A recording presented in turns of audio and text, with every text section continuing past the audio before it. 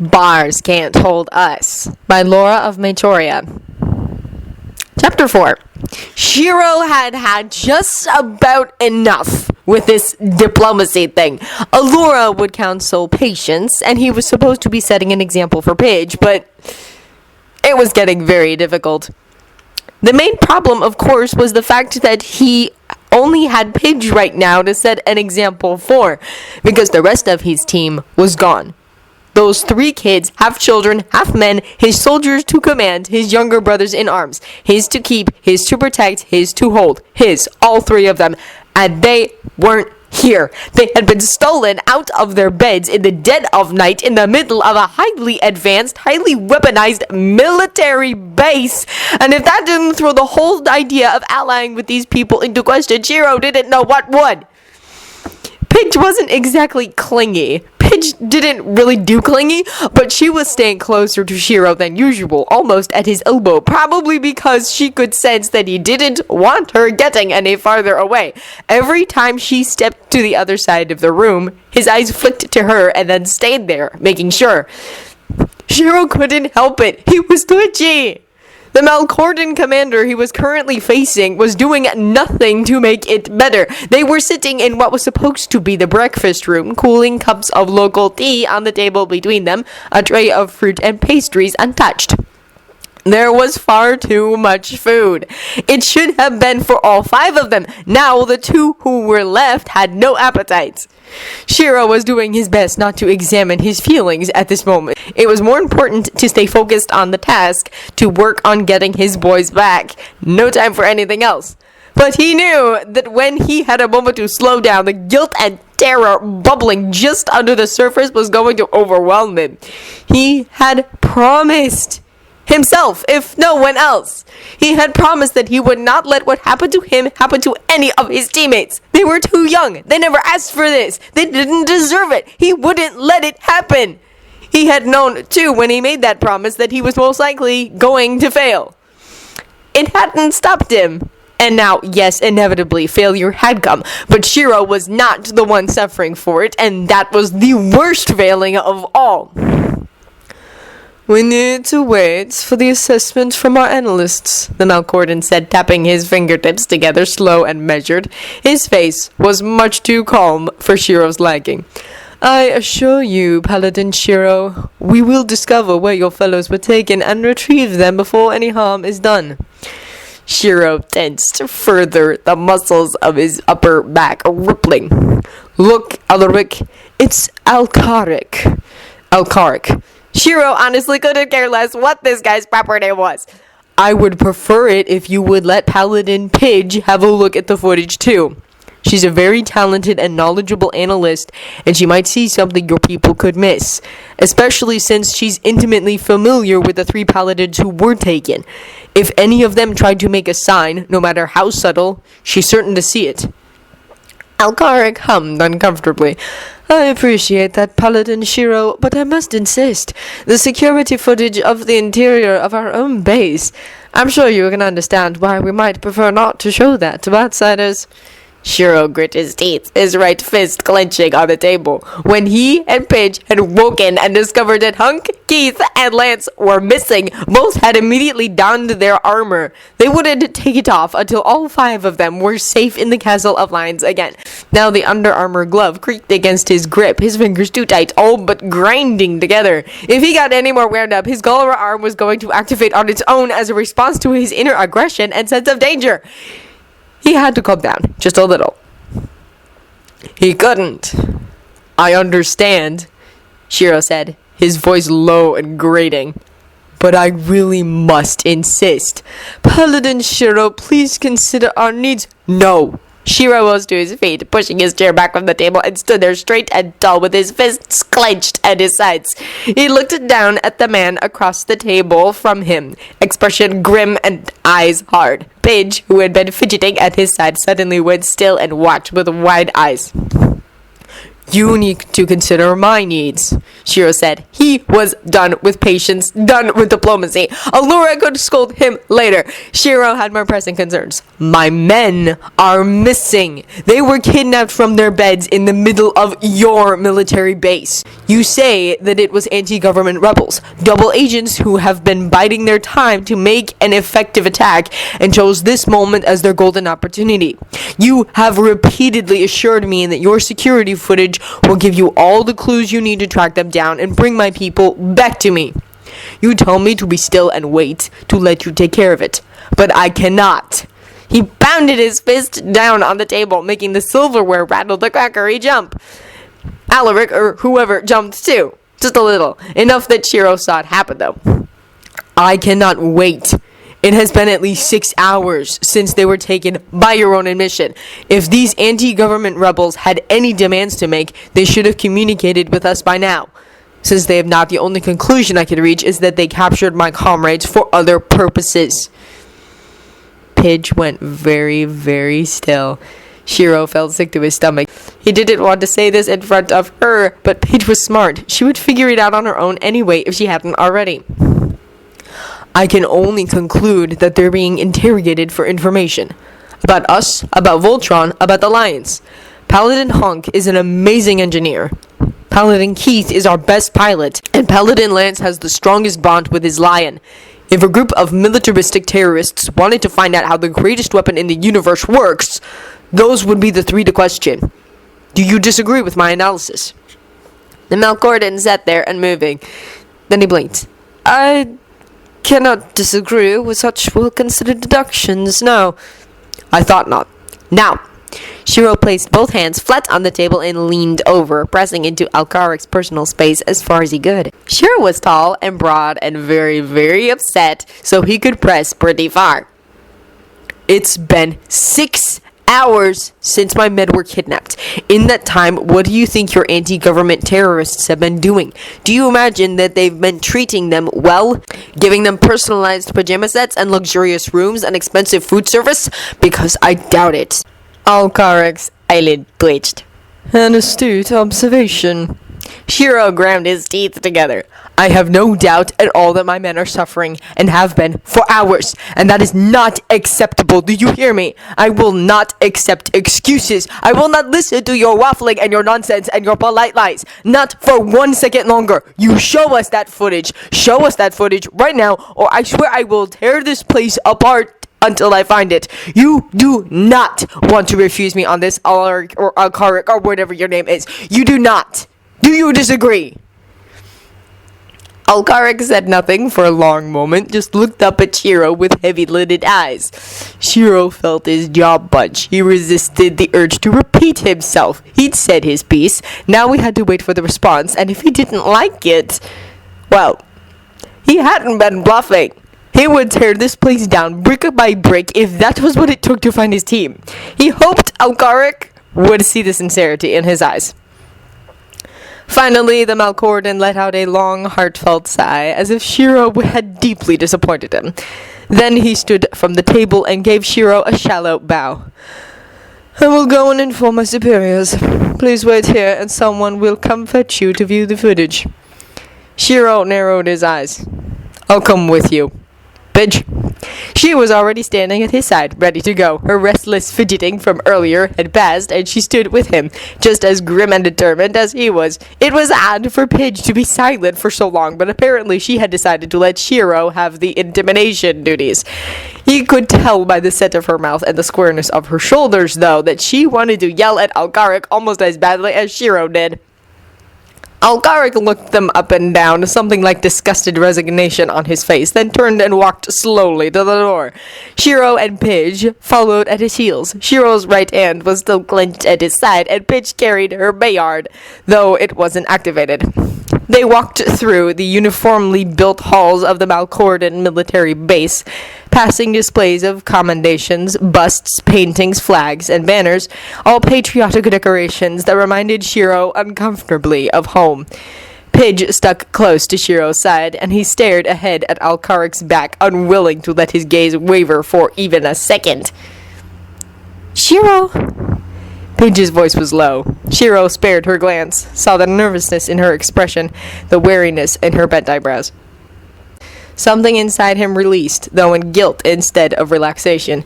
He hadn't meant for her to pick up quite so much of his tension. He needed to be strong and in control, project an aura of confidence for her sake, if not for his own. She needed to believe that they were going to get the others back, and he needed to make sure she did. "What is it?" he asked, voice falling softer, just for her. "Don't worry about Keith and Hunk and Lance too much, alright? We're going to get them back soon, I promise. We won't let anything bad happen to them." Paige shook her head and trotted to keep up with the pace Alcaric was setting. "Don't lie to make me feel better, Shiro. I know what you told that guy is right. They're probably being interrogated right now. They're probably scared and trapped and hurting bad. Right now. I knew that before you said anything." Shiro sighed and looked ahead. "You're right," he said as gently as he could. "Sorry, I shouldn't try to spare you from the truth. Don't worry about it." Paige shook her head again. "I get it. You're trying to protect me. But that wasn't what I was going to ask about." Shiro gave her a longer look, saw the tense anxiety in her face and expression. It had not been the slightest bit alienated by their conversation so far. "What was it then?"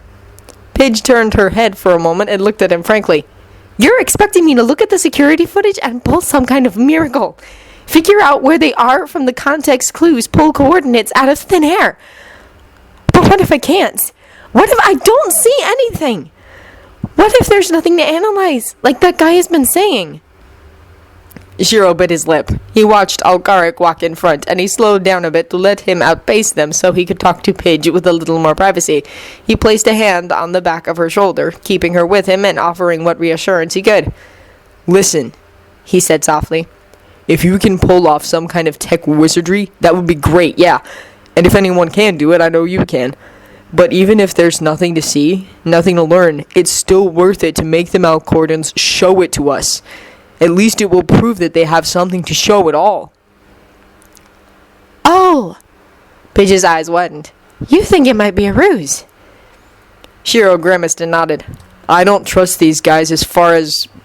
Well, I would say as far as I could throw them, but I think my gull arm could actually throw normal-sized humanoids pretty far. As far as Allure's mice could throw them, let's say." Paige snorted, half in laughter and half in agreement. Shiro's mouth curled up in a small smile. It faded quickly. "Every Malcordon we've met so far has been weirdly intense about Voltron and the Alliance. How many questions have all of us fielded since we first arrived on this planet? Sure, some of those overinterested people could have been rebel double agents who were just biding their time to grab information on the strongest weapon in the universe. But all of them? No, this is fishy. I don't like it, any of it. And I definitely don't like this Ulrich guy we're following." "Alcaric," Paige said absently. "No, I hear what you're saying. I thought it all seemed pretty suspicious too. Why didn't either of us hear anything through the walls when the boys were grabbed? I'm a light sleeper, and I know you are too. If you even slept at all last night. Just how deep were these supposed double agents, and how many of them were there? And how could they pull off such a complicated mission so flawlessly? A lot of things don't add up." Shiro nodded. A strange sense of relief flooded his chest, and he realized again how good it was to have someone on his side. Forget making allies with the Malcordons. Shiro had all the allies he needed already. Paige was worth 50 alien soldiers, no matter how good their technology was. It itched at his chest not to have the others with them too. Not having Keith and Lance and Hunk at his side was like missing limbs, and Shiro knew what missing a limb felt like. He was out of balance, incomplete, and desperately unhappy without them. But he had Paige, and that was worth a lot. It was worth fortunes. He hoped wherever the boys were that they were at least together, no matter what their captors were doing to them, what they were suffering, how much pain they were in. He knew they could hold on as long as they had each other.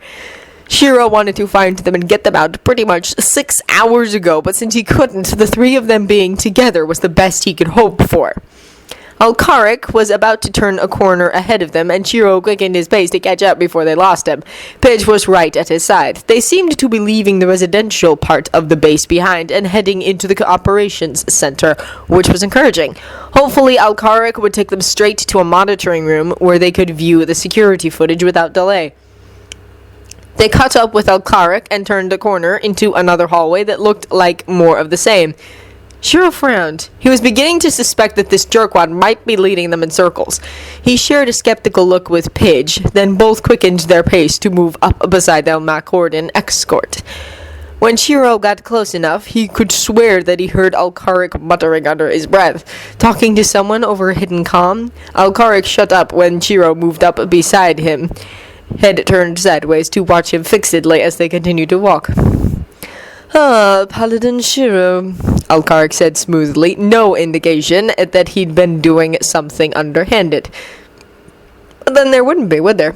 The Malcordans wouldn't send anyone but the best to try to manage the remaining paladins, would they?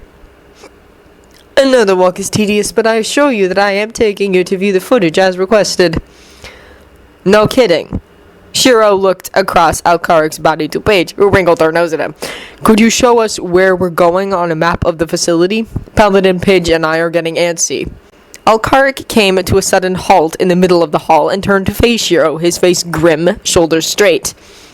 Shiro halted to face him, eyebrows raised. Pidge moved around to stand at his side, looking up Alcaric with challenge on her face and fire in her eyes. "Paladin Shiro." And for once, that sounded like sincerity in Alcaric's voice. "If you distrust me this deeply, how can we continue on? How many times must I protest our embarrassment and grief that this terrible crime has been committed under our very noses? Would you like me to prostrate myself before you? Because I will, if that is what you require. This awful happening, the kidnapping of 3 young men who were indeed under our care and protection as honored guests and hopeful allies. It is the worst thing that has happened to the Malcorden military in my memory. I have done my best to reassure you, as your liaison with my superiors in the force, that we will do everything we can to remedy this terrible wrong, this horrific injustice that has been done to you and your fellows. But still, you do not believe me." Shiro stared at him, grim and unblinking. He would not allow himself to flinch. Alcaric certainly did seem sincere. He seemed shamed and frustrated and grieved, just as his words indicated.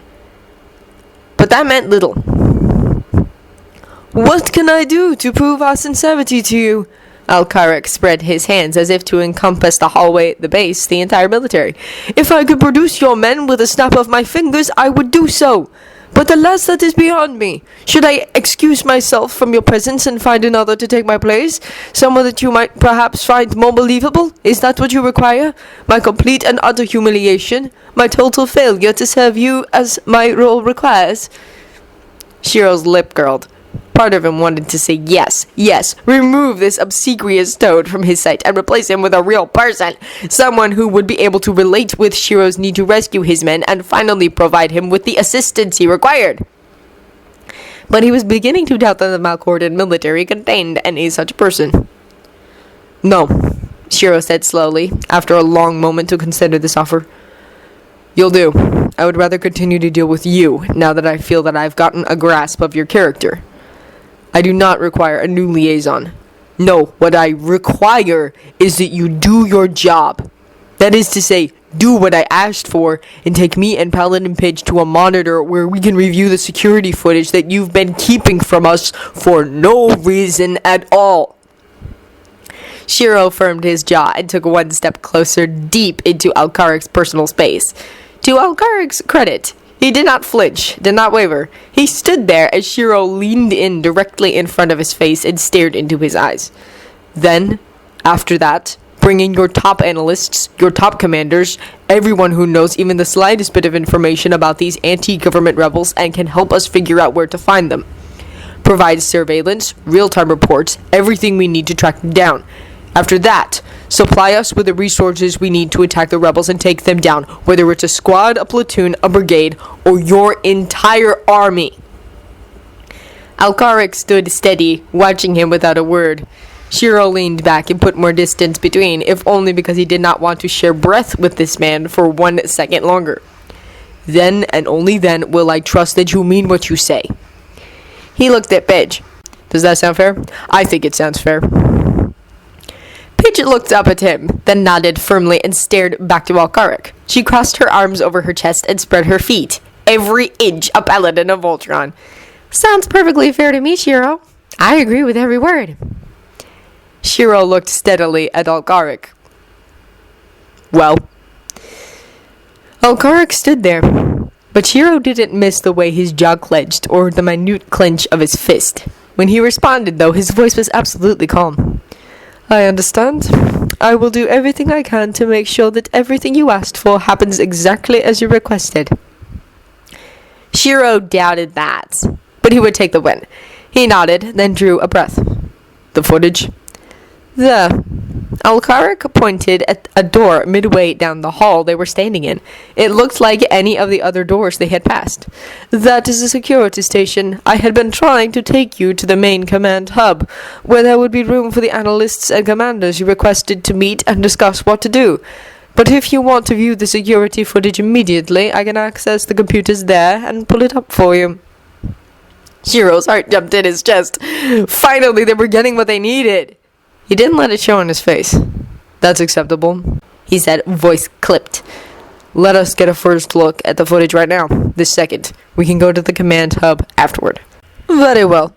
Alcaric led the way to the door he had pointed out. He touched a tag on his belt to the pad beside the door, and a lock disintegrated with an audible thunk. Inside, as promised, was a setup that reminded Shiro heavily of any similar security station back on Earth. A couple of chairs, a bank of monitors, some controls, and blinking lights from computers. Pidge moved to the central chair immediately and sat down, and Alcaric stood at her side. He bent over the access board and entered some commands, and footage began to appear on the monitors. Pidge watched his finger movements avidly, and in seconds she had picked up exactly how to use the controls. Shiro stood just off to the side from the door, his gaze fixed on the monitors. 3 of them showed the feeds from outside of Hunk, Keith, and Lance's rooms. He recognized those right away. Other monitors showed hallways at various angles, an exterior door, some outside angles. He presumed that all of these cameras were necessary to view the path the kidnappers had taken when they moved his teammates out of the base. From the scattered words he picked up between Pidge and Alcaric, his assumption was confirmed. There, movement at one of the bedroom doors. Shiro stared, unable to look away. A small squad of Malcordans in dark clothes and masks emerged from the door, all moving swiftly and efficiently. In the middle of the group, Lance. He was wearing his turquoise blue pajamas. No slippers. They hadn't given him time. And a bag over his head. Shiro's breath caught in his throat. How dare they? As Shiro watched, Lance shook his head desperately as if trying to dislodge it, and one of the Malcordans struck him on the back of the head, snapping it forward on his neck. Lance's fists clenched, but he seemed stunned for the moment, and they hustled him down the hallway as he sagged with his bare feet dragging on the floor. His arms were held by 2 Malcordans each side, gloved fingers digging in and creasing his flesh and bunching up the sleeves of his shirt. Another walked behind him as a rear guard, while 2 or 3 ran ahead to open doors and provide cover with their guns. It was very quick, only flashing on that screen for a handful of seconds.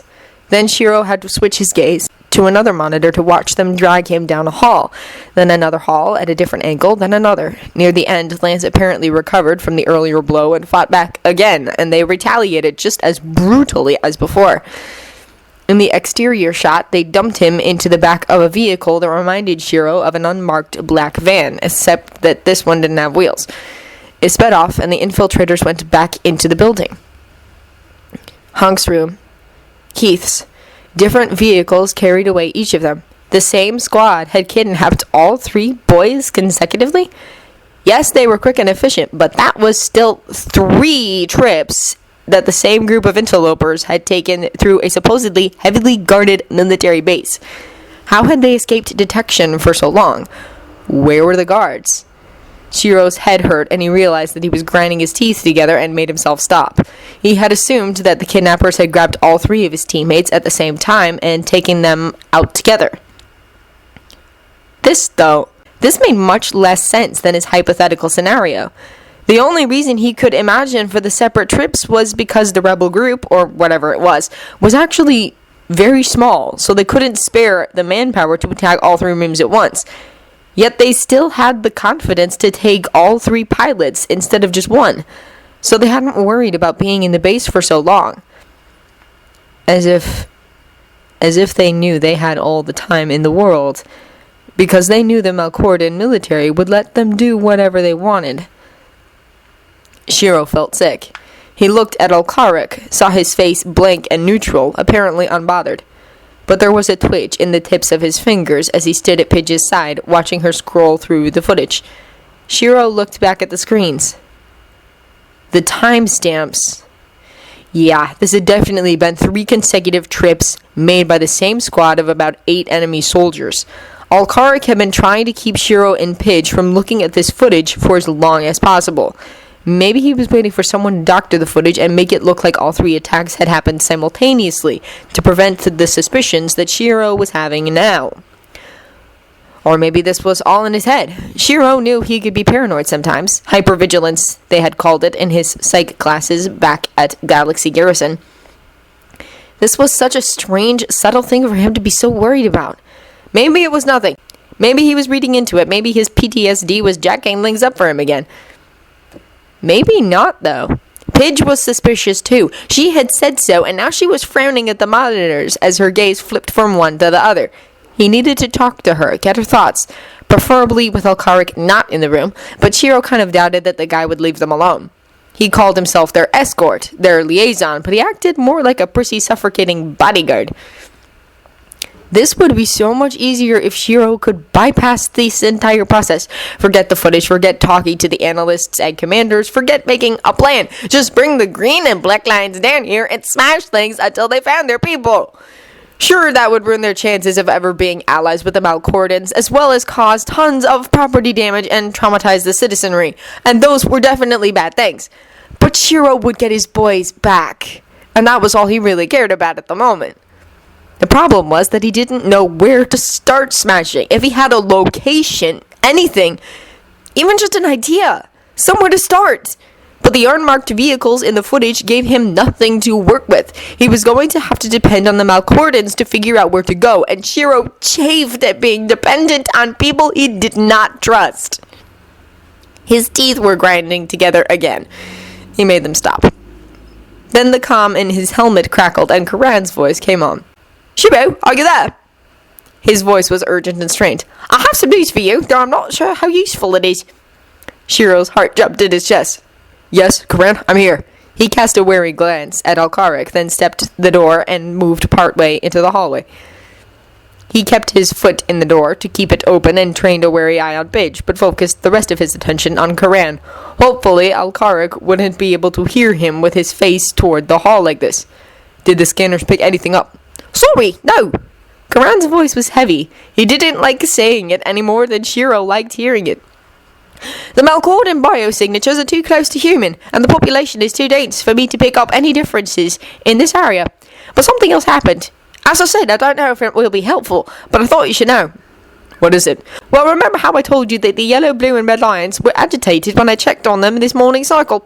The paladins are too far away for the lions to communicate with them at this distance from the planet, but the lions definitely know that something is wrong, and the urge to protect is affecting them, though they have no way to actually use it.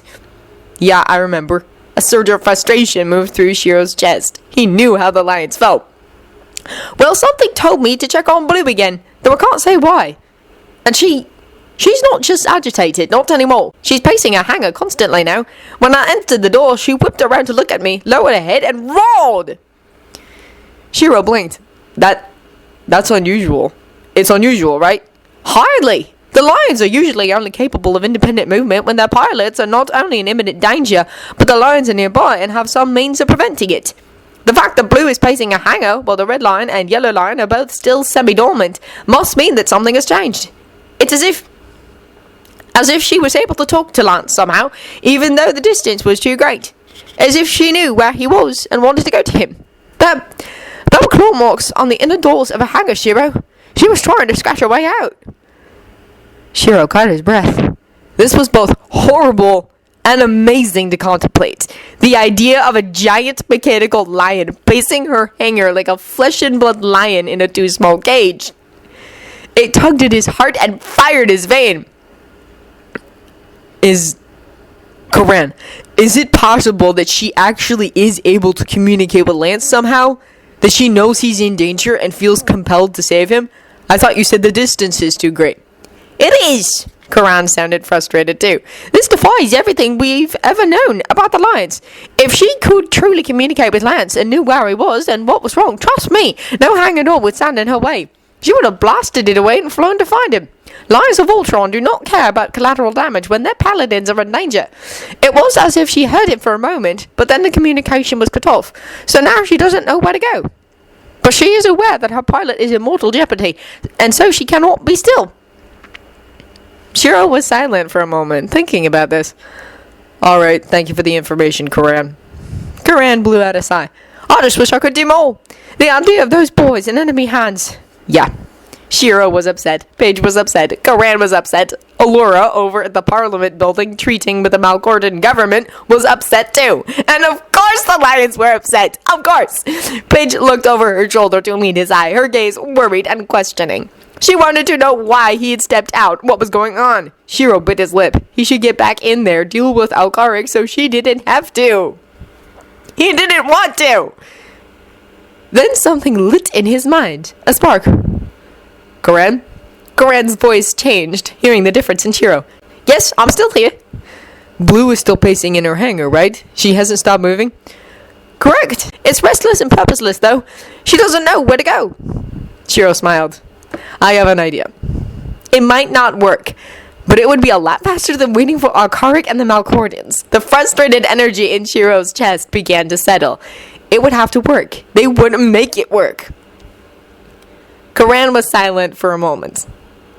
You want to open the hangar doors and let Blue out, hoping that the communication will somehow happen again and she'll be able to find Lance. It's worth a shot, right? Or maybe Green and Black can guide her to the surface until she gets within normal range of Lance and can track it from there. I don't think it's possible to guard a Lion of Voltron without a pilot. Their independent movement is normally very limited. Yeah, you said. But these are unusual circumstances, right? We have to try unusual strategies, and maybe Blue will surprise us. Maybe if you open the hangar doors, she'll just fly directly to Lance on her own. Or she might start doing the equivalent of the restless pacing, except out in space. She can move aimlessly until she gets even further out of range, so even if Lance is able to reach through the bond somehow again, she won't be able to hear him. Shiro grimaced. Okay, yeah, that's a possibility too. But we gotta try, Karan. The process to get them on the surface is going to take too long, I can tell. The Malcordans just let me and Pidge finally look at the security footage 5 Dobashes ago. And we have no idea how long it's going to take to track down the kidnappers. I can't let them stay in evil hands for 1 second longer than necessary, Karan. I can't. You know what they're probably going through right now, especially if Blue is this agitated from a short cut-off communication with Lance. Karan groaned. Yes, I know. His voice softened. I know. Shiro closed his eyes for a second. He opened his eyes and looked at Paige, who was watching him steadily now and ignoring Alcaric and the monitors. Karan, please. All right, Karan said. His voice was brisk. Decision made. We'll try it your way. Would you like me to simply open the hangar doors and see what happens, or will you and Paige come back to the castle in the pod ship to try and grind her? I warn you, this situation is a complete unknown. I have no idea how Blue might react to this. If you try to push her with Green or Black, she might lash out or try to escape, since all of her instincts are focused on saving her pilot instead of working as a team. Your efforts might be better used remaining with the Malcordans and trying to work with the military to rescue our boys. Shiro was tempted. Truly, deeply tempted. He wanted to leave this place, go back to the castle, and get in his lion, where he could attack this problem head on. But Karan was right. If the idea of letting Blue take the lead didn't work out, Pidge and Shiro would just be wasting time that would be better spent down here trying to work through channels. But could they afford to let Blue go without even attempting to guide her? What if it really was like letting a lion out of a cage? The Voltron lions were ancient, semi-sentient beings of power and magic, and none of them truly understood what they were, who they were. Blue could fly away and never come back, and then the most powerful weapon in the universe would be effectively disabled. Worst scenario, Zarkon could win, all because of a bad decision made right here and now. Shiro's heart was beating too fast. He made himself pause, close his eyes, and dragging a deep breath, let it out slowly. Then another one. When it came down to it, this was Lance's lion. Shiro had to think like him. What would Lance do in this situation? Looking at it like that, the answer became clear. Lance would trust Blue. No matter the odds, no matter how slim the chance of success, when it came to trusting his lion or his team, Lance would take the leap of faith without hesitation and never look back. It was who Lance was, and therefore, it was who Blue was, too. Shiro opened his eyes. Let her go, he said. Pidge and I will stay down here and try to work with the Melkordans. We'll find him. Us or Blue or both. Nothing less is acceptable. Understood, Karan said. His voice was warm and rich. He knew how Shiro had come to his decision, and he agreed wholeheartedly. Opening the hangar doors now. Good luck with the Melkordans. Thanks, Karan. They were going to need it. Shiro stepped back into the room with Pidge and Alkarik.